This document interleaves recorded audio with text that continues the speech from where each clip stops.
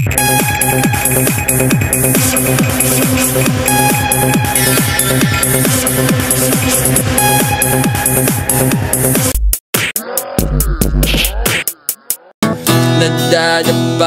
bumabangon,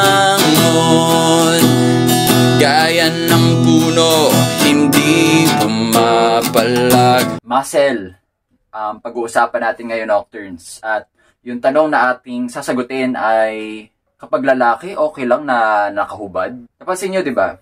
Kung lalaki ka, Nocturne, nung bata ka, kapag, let's say, hindi pwede gamitin yung banyo para maligo, sasabihan ka na maligo ka sa parang mga labahat. Kasi, tapos, okay lang kasi lalaki ka naman. Tapos, let's say, tuwing may contest sa school, tapos yung pyesa kailangan nakahubad. Kasi yung character na ipoportray mo, wala namang suot na shirt. Di ba kadalasan, pag lalaki, okay lang na i-expose yung katawan sa publiko. Pero kapag babae, dapat nakatakip, di ba? Bakit kaya ganun, no? Pag lalaki, okay lang na i-show off ang body, ang muscles. Okay, there's a sociological explanation to that. Yung naiisip ko, base sa podcast na napakinggan ko, sa tingin ko ang society natin, meron na talagang, kumbaga, tinuturo na sa lalaki na dapat maging proud siya sa kanyang masculinity, sa kanyang muscles. It's meant to be,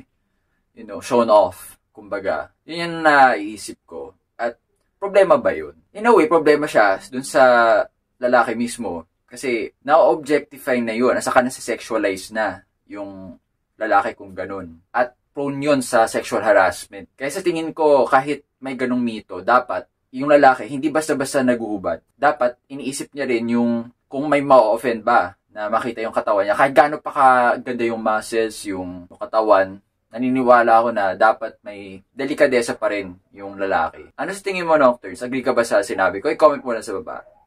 Tapos kung may ka pa ba, kung sa tingin mo, makakatulong yung video na to sa ibang may same question, i-share mo lang din. Saka kung nagustuhan mo yung video na ito, i-like mo lang. Hanggang sa susunod na episode, panatilihin ang iyong tikas.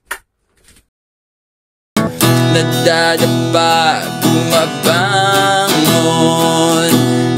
gaya ng puno, hindi pumapalag.